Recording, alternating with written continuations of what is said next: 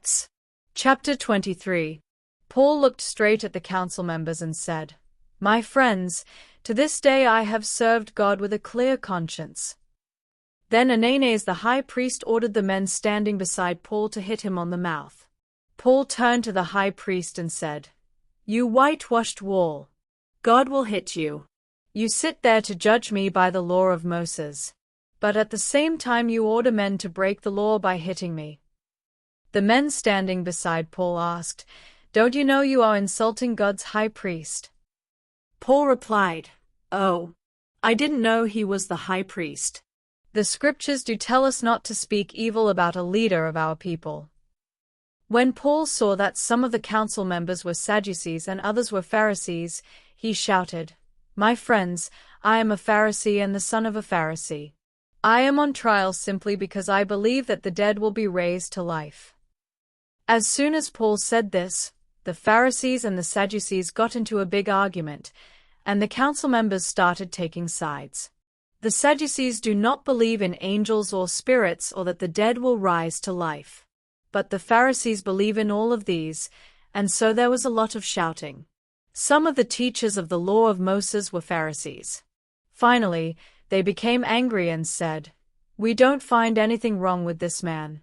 Maybe a spirit or an angel really did speak to him." The argument became fierce, and the commander was afraid that Paul would be pulled apart. So he ordered the soldiers to go in and rescue Paul. Then they took him back into the fortress.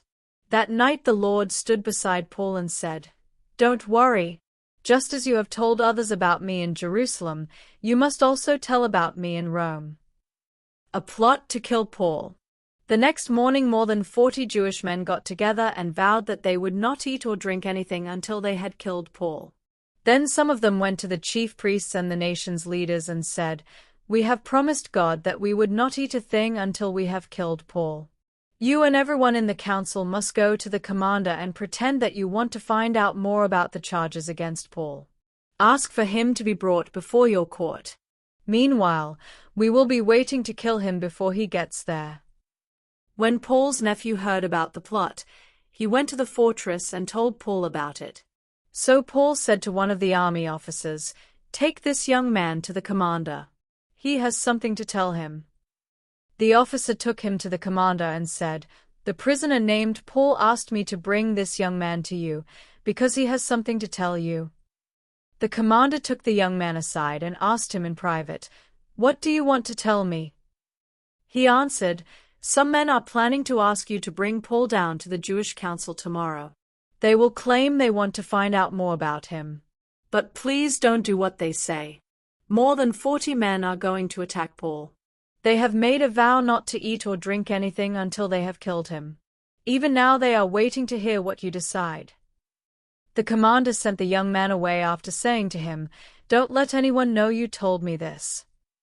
Paul is sent to Felix the governor. The commander called in 2 of his officers and told them, "By 9 o'clock tonight have 200 soldiers ready to go to Caesarea. Take along 70 men on horseback and 200 foot soldiers with spears. Get a horse ready for Paul and make sure he gets safely through to Felix the governor." The commander wrote a letter that said, "Greetings from Claudius Lysias to the Honorable Governor Felix. Some Jews grabbed this man and were about to kill him. But when I found out that he was a Roman citizen, I took some soldiers and rescued him. I wanted to find out what they had against him. So I brought him before their council and learned that the charges concern only their religious laws. This man isn't guilty of anything for which he should die or even be put in jail. As soon as I learned that there was a plot against him, I sent him to you and told their leaders to bring charges against him in your court." The soldiers obeyed the commander's orders, and that same night they took Paul to the city of Antipatris. The next day the foot soldiers returned to the fortress and let the soldiers on horseback take him the rest of the way. When they came to Caesarea, they gave the letter to the governor and handed Paul over to him. The governor read the letter. Then he asked Paul and found out that he was from Cilicia. The governor said, "I will listen to your case as soon as the people come to bring their charges against you."